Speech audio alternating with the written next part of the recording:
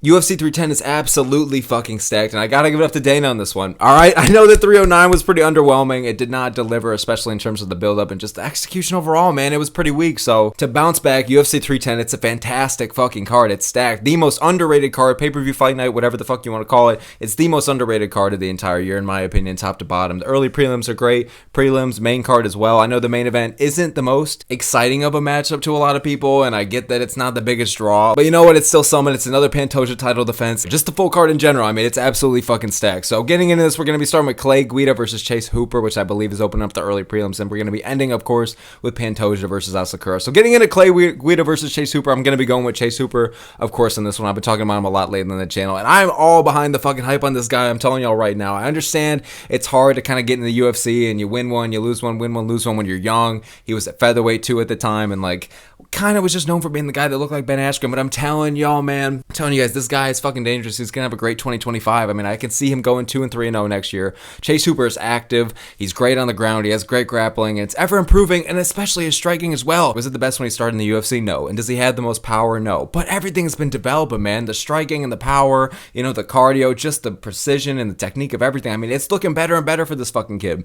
A kid, I mean, you know, he used to be a sperm when he came to the UFC, and now I feel like it's weird even calling him a kid. He's growing up before our very fucking eyes, you know? This guy is talented as hell, and like he's been on an absolute mean streak lately. I mean, this whole change in attitude, I don't even want to say change in persona because he's still, you know, that guy, but like he's still gonna be Chase Hooper, but this change of attitude going into the fucking cage, bro. I mean, he said it going around I think it was like the Jordan Levitt fight, like I want to have this new aggressive edge, man. I'm sick of being talked about like I'm just the Ben Askren guy, and he went out there and he fucking took on a new demonstration of aggression. He absolutely had a great win over Jordan Levitt, who's a real solid name, kind of lingering outside the rankings, and the win over Borshev was a fucking murder. I mean, the absolute ground and pound and control time and just utter domination of where the fight went. I mean, Chase Hooper is becoming more well-rounded by the day. I think he has most of the advantages in this fight. I mean, Clay Guida's been around for a while, in all due respect, you know, a little bit of panda, but the Levitt and the Borshev wins were just really fucking good, and if that Chase Hooper is going to show up in this fight, which I believe he's going to, I mean, I don't know what Clay Guida's going to do. I mean, he doesn't have many edges or advantages over Hooper, who's young, and he's fit, and he's fresh, and he's looking to go and end the year with a fucking statement, and like,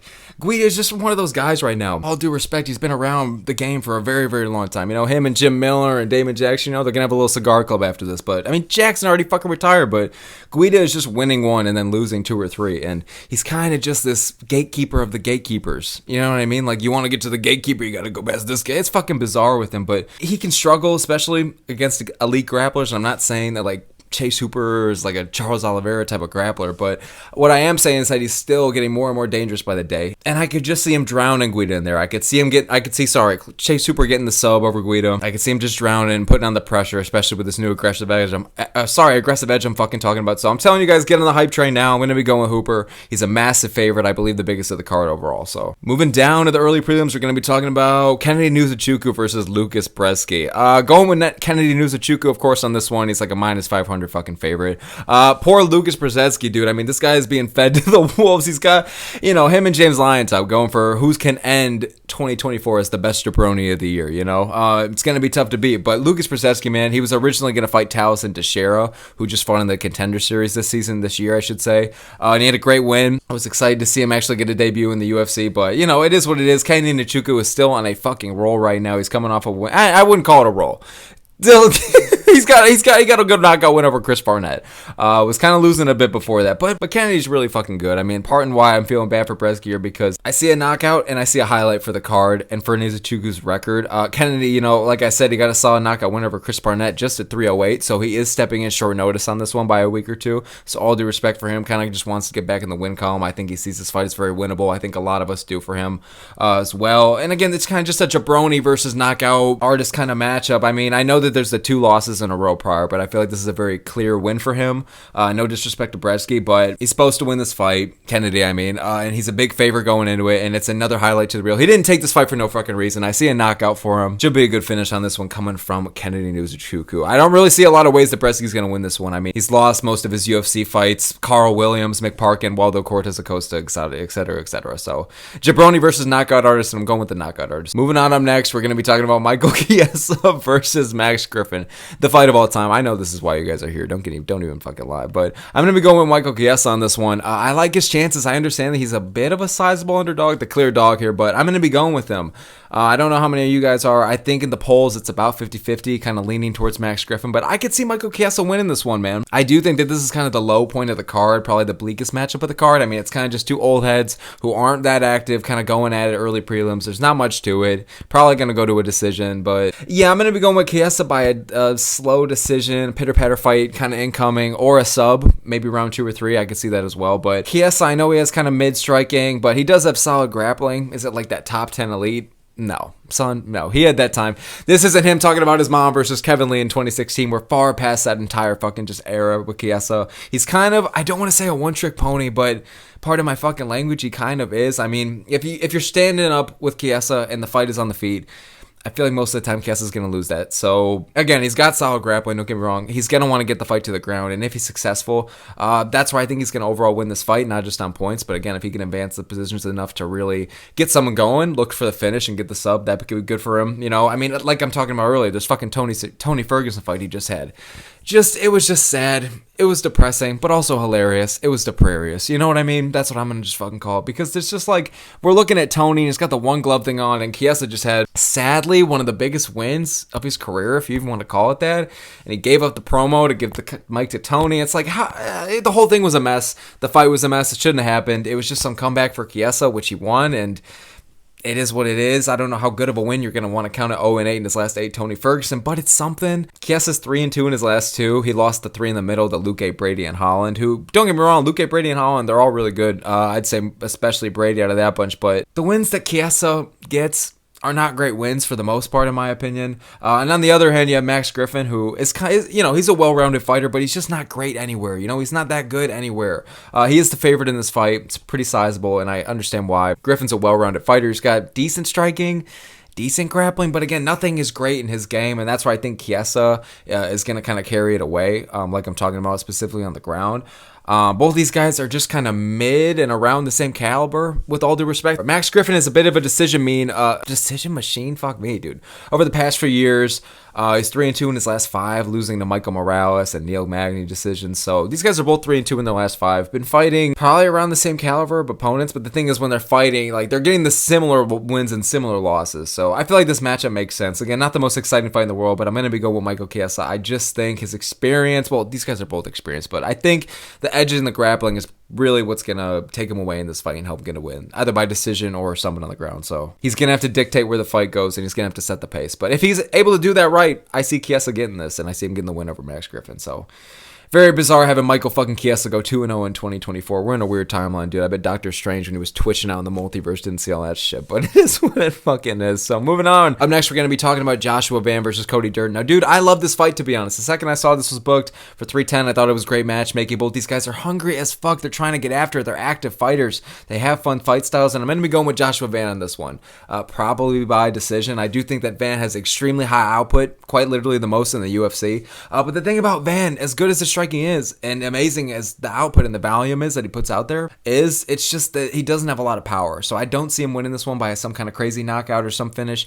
It's doable for him, to get the knockout. Don't get me wrong. He's had one or two in the UFC, but the thing is, like, against a guy like Durden, I think Durden's going to be a tough test for him. Definitely, I think his toughest test so far. I know he lost to Charles Johnson, but he still looked good in that fight. I know Charles Johnson won, but Charles Johnson, man, people forget, man.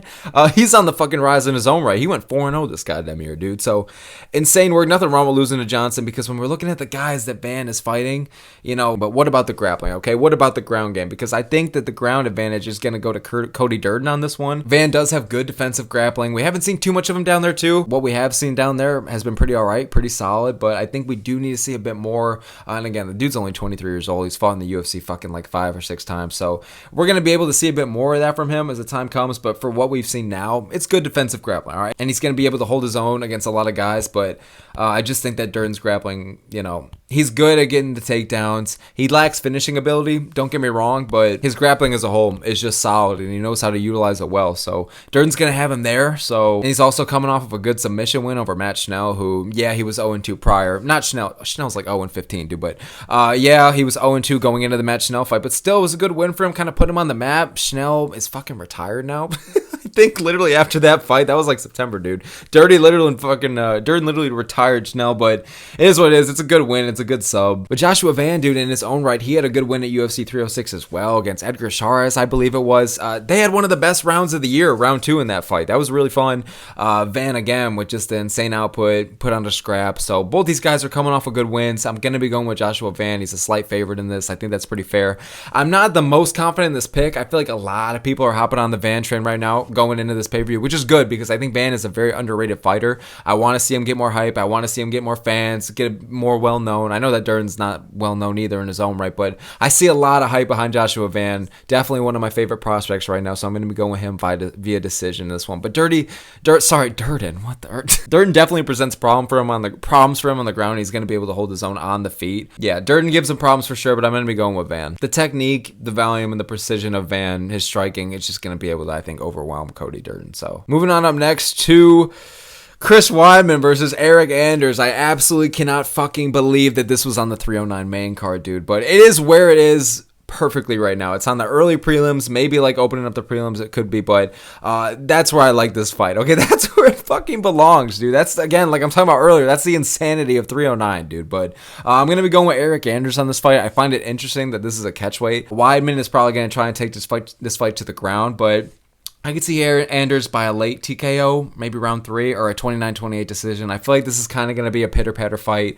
I think Anders has the advantage in the striking. He's got to be able to control the distance and the pace of the fight, though, and dictate where it goes. Because Weidman, yeah, he's getting old. I know Anders is old as well, but I know Weidman's getting fucking older, man. He's not getting smarter, not getting stronger, and he's not getting faster. But he definitely is going to be able to present some problems for Anders. I think that he's going to have the grappling advantage. He's going to want to, like I said, take this fight to the ground.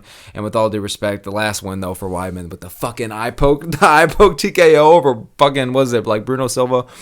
That's a rough kind of like win to come off of because it was pretty controversial. I think it should have just ended in a no contest or a DQ, but it is what it fucking is. Anders does have solid takedown defense though in terms of the grappling against Weidman, so I think he'll be able to utilize that well, and I think that's why I'm going to go with him in this fight. I think he's going to win a 29-28 pitter-patter decision. I could see him maintaining the distance, controlling the pace of the fight, keeping it on the feet, and just earning points where it matters, I fucking guess. So I'm going to be going Eryk Anders on this one, so I just think Weidman is just not going to have a lot besides if it even does get to the ground. He's just getting too old, man. I like I said, I know Anders as well, but it's just Weidman, I feel like, is at the tail end of his career. He's going to be done within a fight or two, in my humble opinion, but it is what it is. Moving on up next to the prelims, and the first one we got in there is Randy Brown versus Bryan battle. Dude, I'm not even trying to be that fucking guy, but I'm seriously, this is like probably a top 2 or 3 fight I'm just looking forward to the most on this card. I just feel like this fight is going to deliver. I mean, I'm a big Bryan battle fan, one of my favorites on the roster, and Randy Brown can fucking bring it as well. So both these guys, man, like the hardcores are going to love this one. It's going to bring eyes to both guys. The winner is going to need to fight in the rankings next year. That's the thing. I mean, Brown is on a good win streak right now. Battle's on a good win streak right now. Both these guys are great prospects. It's weird. I wouldn't really call Randy Brown even as much of a prospect. He's been around a bit of a while, but still, I mean, these guys has fighter than height potential. I think it's going to be a barn burner. I could see it ended on the feet or on the ground. I could see it can go to all 3 rounds. You know what I mean? Like I said, both these guys are on good win streaks lately. I think that Battle has a bit more of the hype around him right now. You know, I think he's kind of putting himself on lately to a lot of names, and he's raising his stock, especially at UFC Paris. I mean, the performance and the promo after, and I mean, Kevin Jusay, I mean, that's a good guy to beat. So Randy Brown, though, like I said, he's fucking looking good as well. 3-fight win streak. He had a nice knockout win over Muslim Salikov. Both these guys are well-rounded, Battle and Brown.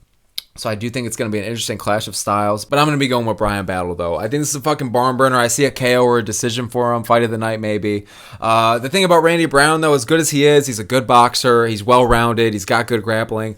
I just think that he's hittable. He does have a chin. It's a solid one, don't get me wrong, but like you can catch Randy Brown. And I think that's what Bryan Battle's going to do. You don't get to see Bryan Battle fight a lot in front of a crowd, man, so it's exciting. So I think we're going to be seeing him add another fucking highlight. So it is what it is. This is a great fight. I'm super excited for it. It's going to put both guys on the spot. So I'm going with Bryan Battle. So moving on up next, we're going to be talking about Themba Gorimbo versus Vicente Luque. I'm going to be going with Themba on this one, but I totally get why a lot of people are going with Luque. I think Luque is a live underdog.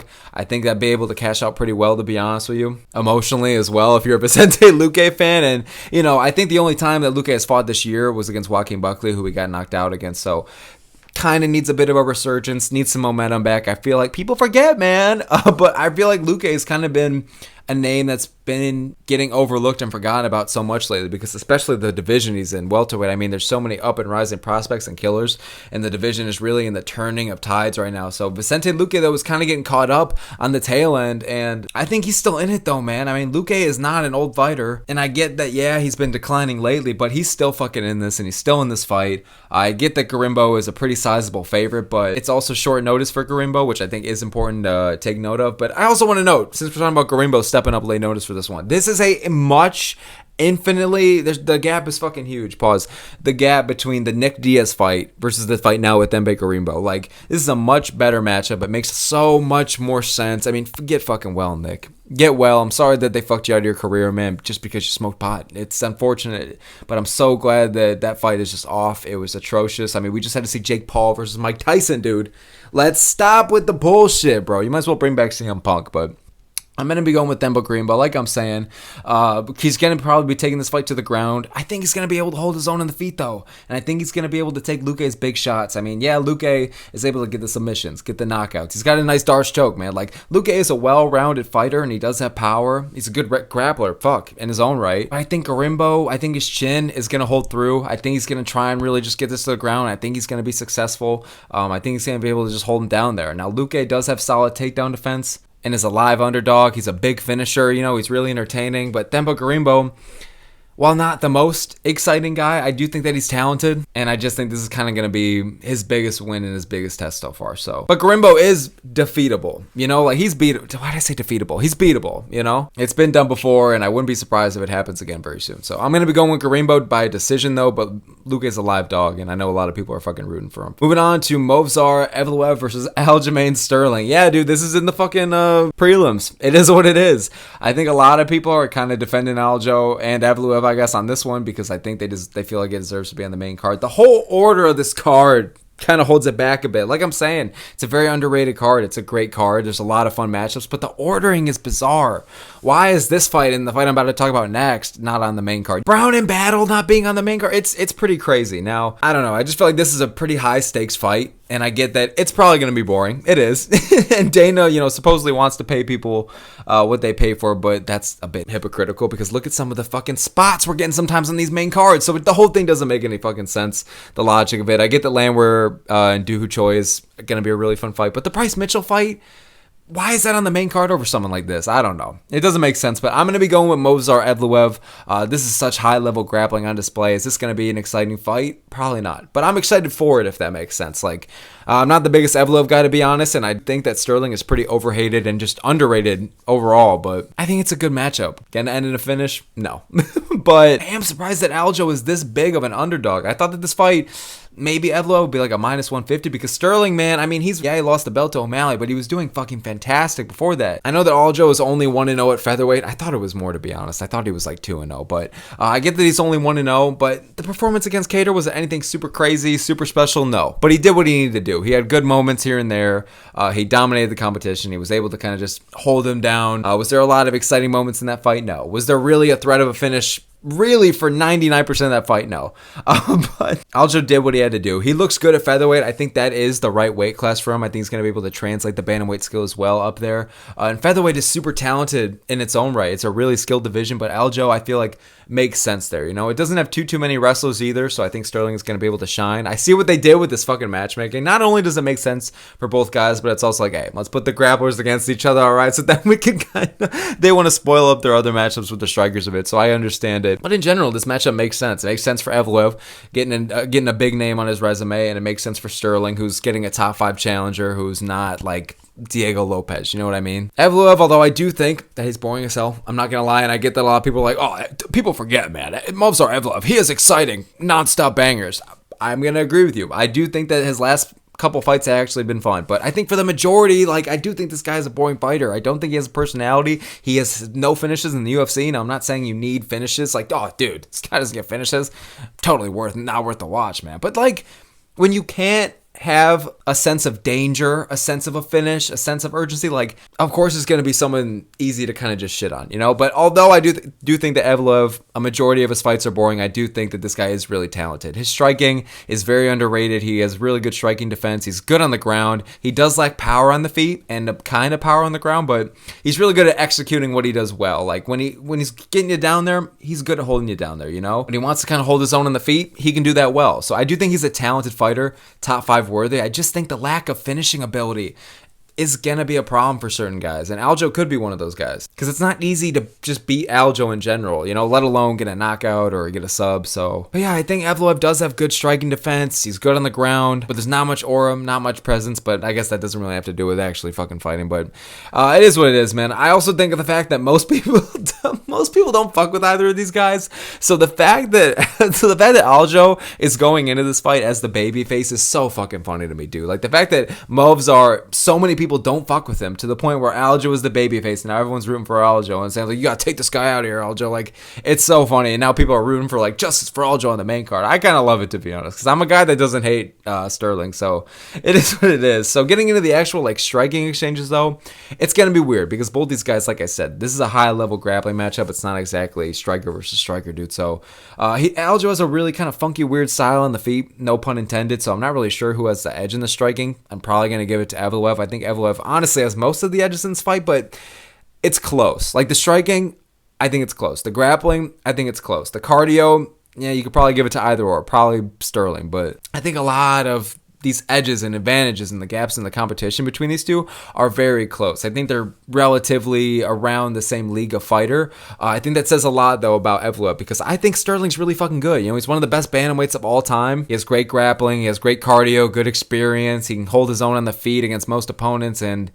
I think that's a testament to how good Evloev is going to be, or already is, that I feel like a lot of people like me, or whoever the fuck really, like, I'm not the only one that's making these comparisons between the two. Like, I think it says a lot for Evloev in his future, you know? So I'm going to be going with Movsar Evloev, though. Like I said, I think I'm very surprised Sterling is this big of a fucking underdog. I think that this is a lot closer of a fight than the odds makers think, but safe bet, this one goes the distance. Go with Evloev by decision. Go fucking figure. So moving on up next to the headliner of the prelims, we're going to be going with Dominick Reyes versus Anthony Smith. I'm going to be going with Dominick Reyes on this one, and I'm hyped. I'm hyped for this one. This is another one where I feel like you could just put it on the main card, but it is what it is. I see a round 2 knockout from Dominick Reyes, or just piecing him up for 3 rounds, like a 29-28 or a 30-27. The comeback is real, dude. The comeback is absolutely fucking real with Dominick Reyes. I love to see it. I love that we're in this timeline where we might be able to see Petr Yan and Dominick Reyes go fucking 2-0 in 2024. And I think that Reyes, man, like, I just rewatched that Dustin Jacoby fight the other day. Like, he looked good. He got a great finish. When you look at a guy like Dustin Jacoby versus Anthony Smith, yeah, Anthony Smith is the step up in competition, but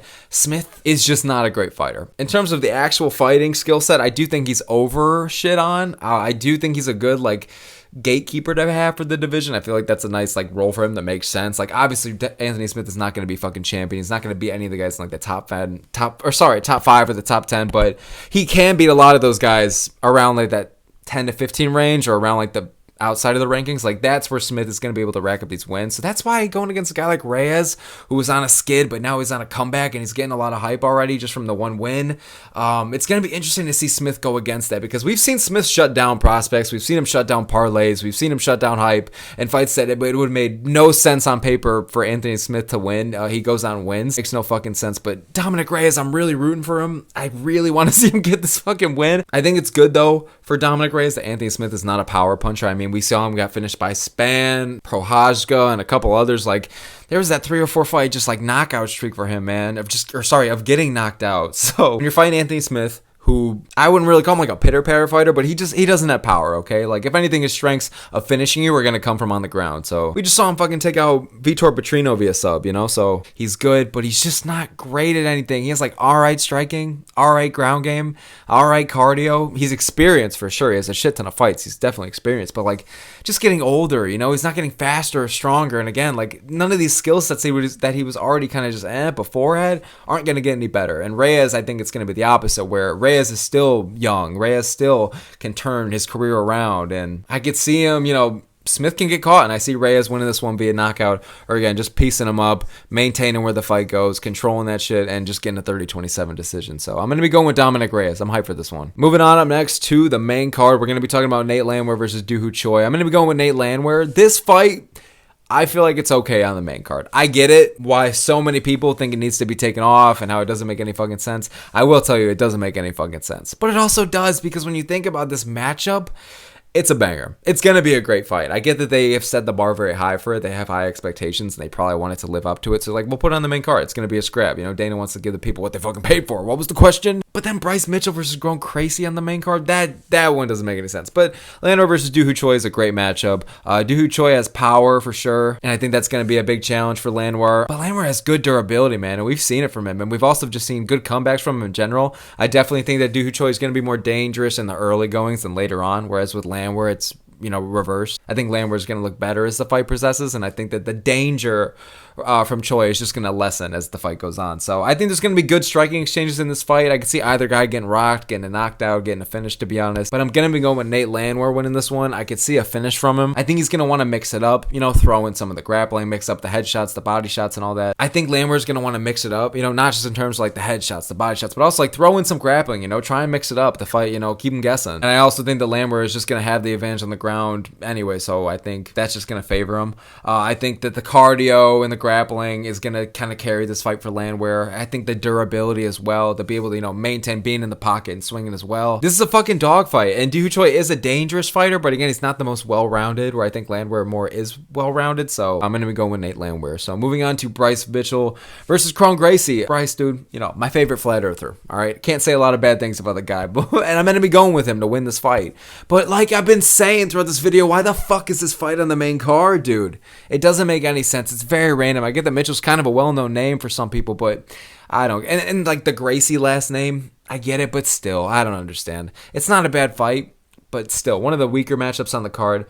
Still excited for it, though. I'm excited to see the comeback for Bryce Mitchell, you know. The last time we saw him in the octagon, he was fucking murdered. All right, we saw a literal murder from Bryce Mitchell the last time he was here, last December. So we haven't seen Josh Emmett either. So both these guys just fucking dipped after that fight, I guess. But Bryce Mitchell is the first to come back from it. I like that he took the year off, because we saw this guy literally like seizing out in the cage after the knockout. It was devastating. It was brutal. It was filthy. So seeing him get the proper recovery and the rest and taking care of himself mentally and physically, that's great for his career, because Mitchell can afford the year off. Like, it's not worth him, because Mitchell was an active fighter before, not the most, but he was still active. Mitchell is a good fighter, you know, solid on the feet. He has really good grappling. He can keep up a good pace, and he's strong on the ground. You might not fucking be able to tell by looking at him, but he's strong down there. And so for him to get the right recovery, get his head back in check, I think this is a nice winnable fight for him. I think I get that Gracie has the name value, but he's a jobber right now. All right, he's a jabroni. He's 1-2 in the fucking UFC. He hasn't shown a lot of great things. And like I said, Bryce Mitchell's strong on the ground, you know, and Gracie's not bad down there. You know, I get that's more his thing anyway, so don't get me wrong, but I feel like this is a very locked in win for Bryce Mitchell, and he has almost all, if not all, the advantages here. So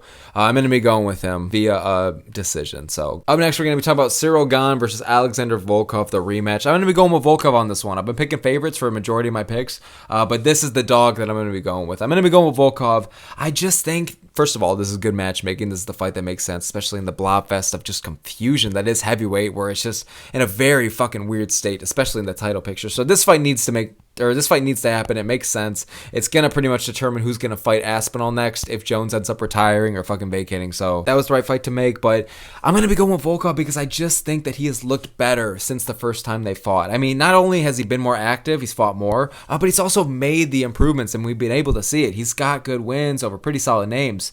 Whereas Gane, yeah, he won the first fight, looked good in that first fight, pieced him up and looked good in there, but like, Gane hasn't been fighting as much since. I mean, he's lost to Jones and Ngannou in the meantime. So I get that Volkov has a loss in the meantime as well to Aspinall. That's why I got it fucking confused. But still, man, I just think that the improvements we've seen in Volkov's game have looked better, and the activity shows nothing but just a good sign for me. Shows he wants to get after it more. Shows that there's not going to be as much of like a rust factor in the cage. Not that Gane's not the most fucking inactive guy. I just think that we're not seeing him bite down on the mouthpiece a lot lately, man. You know, really seeing him kind of be motivated to get the fuck after it. Like, he's out here making movies and shit, and I get it, you know, because fighters are humans. You know, you want to have a life. You want to do other shit. You want to market yourself, make opportunities. I fucking get it, dude. Gane, go get your fucking, I don't know the French currency, but go fucking get that shit, all right? But in terms of inside the cage, I just don't think that's going to help him. Motivation-wise, it just seems like a big distraction, all the shit he has going on. This fight isn't in Paris, you know, and he has the wins over, like, Spivak and Tuivasa are two of his last recent wins, and, like, that was in Paris. And then who did he lose to? He lost to, you know, fucking Jones and Ngannou. Not in Paris. So, like, the hometown advantage as well for Gane could be a big motivation factor, could be a big hype-up factor, you know, extra reason to go the distance or go that extra mile when you're in there. So, the fact that he's not there anymore and now he's in Vegas, that could hurt him. Just not much from Gane lately in general, whereas Volkov's got the great win over Pavlovich, just pieced him up and absolutely frustrated him in there. Pavlovich, 2 fights ago, was the boogeyman of the division. Good wins over Rosenstruck and Tuivasa as well. I think we're going to see good exchanges on the feet here. Both these guys are not primarily grapplers, especially Gane, but still, I'm going to be going with Volkov by a 29-28 decision. I see him just piecing him up. I know that Gane is a Valium fighter, and I think that's going to bring forth a danger to Volkov, but Volkov in his own right, I think is going to be able to hang in there. I don't think Gane's going to catch him with any big crazy power shots or anything like that. So if Gane, you know, again, he's going to throw everything in the kitchen motherfucking sink at him, but if Volkov can survive that, survive the high output, the high Valium, especially from someone who's just such a precise and quick and skillful heavyweight like Gane, Volkov can survive that fucking storm, hold in there, outpoint Gane, outstrike Gane, control the pace and the pressure of the fight, dictate where it goes. I think I could see Volkov winning this 29-28. So Gane's tough. He's a great fighter, top 5 worthy for sure. And the matchup versus him and Aspinall is really intriguing, but I just don't think we're gonna get to see it at least anytime soon. I think Volkov is winning this one, and I think he's gonna get a rematch with Tom next if Jones retires. So moving on, up next we're gonna be talking about the co-main, the highly fucking anticipated co-main at that, but the co-main of Shavkat Rakhmonov versus Ian Garry. I'm gonna be going with Rakhmonov on this one. I did think that Bilal, I was pretty open about it, that I thought Bilal was going to beat Shavkat for their originally the scheduled fight in December, but it is what it is. Bilal's going to fight one of these guys now in like May or June, probably maybe in April. He's going to be healed for sure by then. That's why they didn't make this for like an interim title fight, because I know a lot of people were questioning why this one wasn't for the interim title, and I get it, because with this high of stakes, the rankings wise, it kind of makes sense, like especially with these two individuals are on a tear right now, undefeated versus undefeated. We all know that the winner of this is going to fight for the title next, but the fact that Dana was saying, like, we know Bilal's going to be back soon. We know the timeline for Bilal. There's no reason. And this has come from when they tried to put the interim title on Gane and Lewis, like, right after Ngannou won the belt. So if Dana wanted to make the interim belt because of just a pure hatred for Bilal or trying to get him the fuck out of there, he would have. So I think it's a testament to, I feel like Dana just become more chill with Bilal, I guess. But also, this is just a great fight. An absolute fucking war. I understand that Garry is a bit of a pitter-patter fighter lately, a bit lackluster in a lot of these performances, but I do think that Shavkat is going to bring the dog out of him. I think he's going to bring the war out of him. Both of these guys, I feel like, needed a win in the top 7. Like, there are people, I was one of them, that's saying Garry needed that top 5 name next, or Shavkat needed that top 5 name. But with the whole Usman and Leon and Bilal, we have a very weird title picture right now at the top. So with that all kind of figuring itself out, and now we have all these rising up the ranks welterweight prospects that are finally like becoming contenders now. It's a stacked division and it's fucking heated. So we're finally getting a bit of clarity, because ideally we would have seen like JDM versus Shavkat or like Garry versus Kobe or Buckley. But, you know, I'm very fine with this fight. This is a great fight and it makes sense. And so speaking of Shavkat, I do think he's definitely going to have the ground advantage here. I think he's going to have the advantage in the clinch. I know that Garry has been progressing on the ground, progressing in the clinch, but I just think when it's compared to Rakhmonov, I think the edge is clear. Just not even the edge. It's just a straight up advantage. The advantage is clearly fucking there for Shavkat, although I do respect the improvements made by Garry. But in terms of the striking now, right? This is where it's really fucking interesting, because you really could argue that Ian Garry has superior striking to Shavkat Rakhmonov. I still think, despite that, I think Shavkat does have the striking advantage. I just think he's going to have the power, the relentlessness, and the volume as well. But in terms of the precision and the speed, I think that Ian Garry is superior in that regard. So the striking, you can kind of go back and forth between these two, which is part of why I think this fight is so fucking interesting, because Garry, man, he's a huge, massive underdog, but he really, I think, is going to be able to hold his own in this fight. I'm really surprised. Well, I'm not surprised, but nobody's picking this guy. And if I wasn't so shit with picking underdogs, I'd probably go with Garry, to be honest, because I'd throw that money on there. He's plus 300.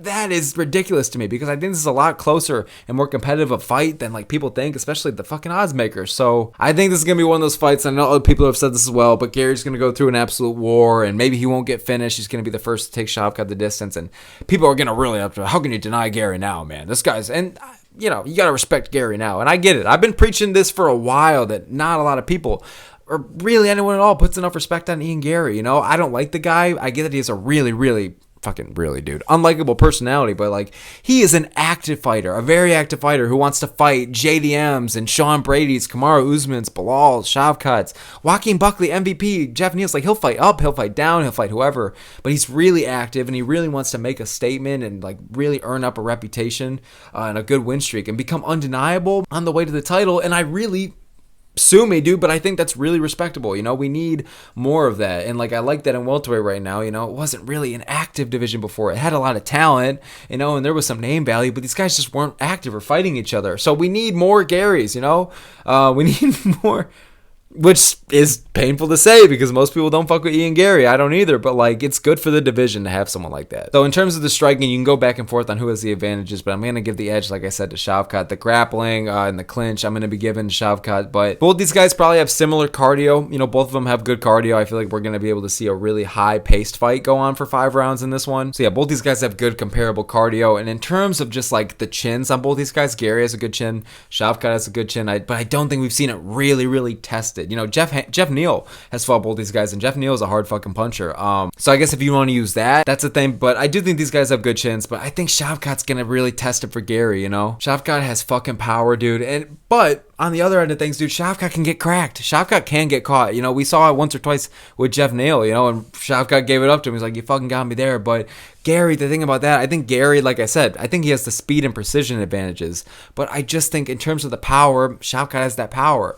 So yeah, Gary can, you know, probably is going to be able to piece up Shavkat a bit and catch him a few times. But if he's lacking the power and he's lacking the volume, is it really going to matter enough to either advance to the finish or earn enough on the points for the scorecards? So that's the thing. I think Gary has good striking, but without the volume and the power against especially a guy like Shavkat, who, yeah, he can get cracked, but I don't think he's going to get chinned by a guy like Gary.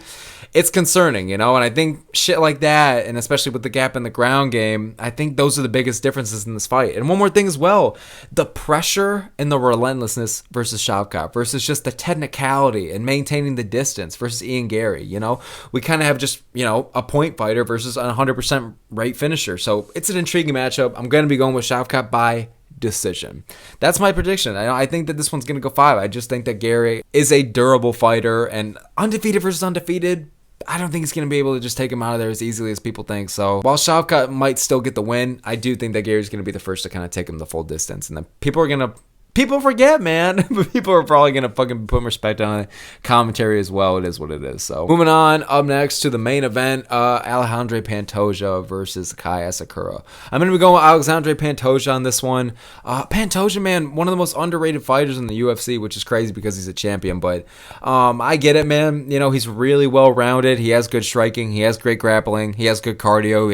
He's experienced as fuck, you know. But I just think in terms of aura or presence or name value, personality, there's not much from Pantoja, which is, and it's, you know, he's a champ of the flyweight division, so I do think that the odds are kind of against him. But in terms of building a stock in his name, besides just putting on great fights and all that shit, because we know he's not going to talk shit, the flyweights, it's not shit talking division, you know what I mean? I mean, we have them bringing in Kai fucking Asakura, you know, title shot in his debut, just because this is the division we're dealing with, you know.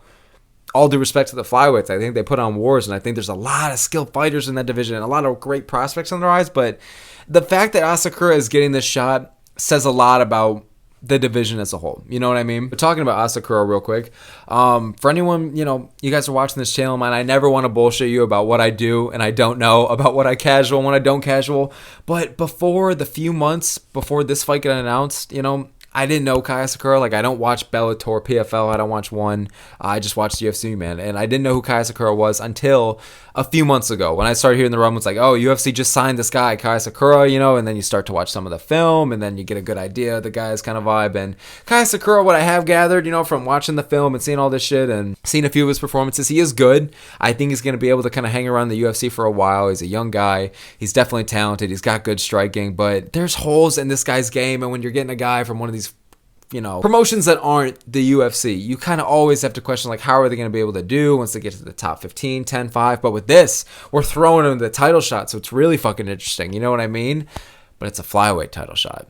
All the curses and weird things that you think should make sense, when you get to, like, flyweight, you know, sometimes that shit goes out the window and shit that doesn't make sense happens and it makes sense. So I guess that's the sport as a whole, though, right? So I don't fucking know. But yeah, I mean, Asakura, I think that the grappling, there's a big difference between these two. And I think another thing that's important to note for this fight, I mean, some of the finishes that Asakura has on his record and some of the wins are illegal moves that you can't do in this promotion, so he's not going to be able to do that. He's going to be, that is out of his arsenal now, which is an interesting thing to note, which I think is going to hurt him because, another thing too, this guy, Kai Asakura, usually fights at bantamweight. This is, I think, his first fight at 125. It might not be his first, but it definitely, this guy is a 135er. That's what he was fighting at. That's where he was succeeding at. So to see him go down to 125 against a guy like Pantoja who's been doing it for years and years, it's going to be interesting, man. I don't think this is the most exciting fight, and I do think for such a really good pay-per-view, it hurts that this is kind of the main event, but it's interesting for sure. Like, I can't lie, like all the question marks around Asakura and just like,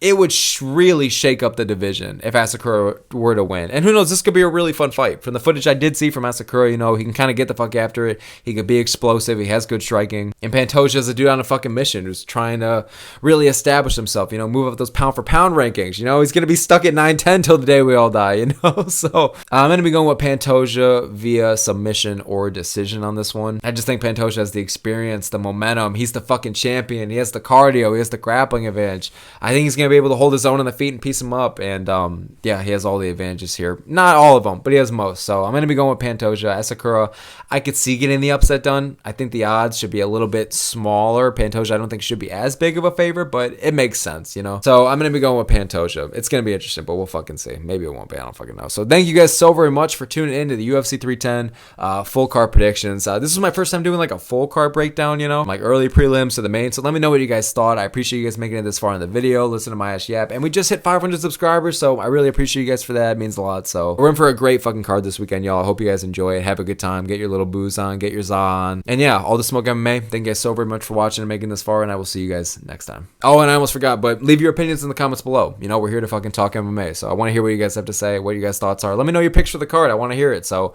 thanks for tuning in. I will see you guys next time.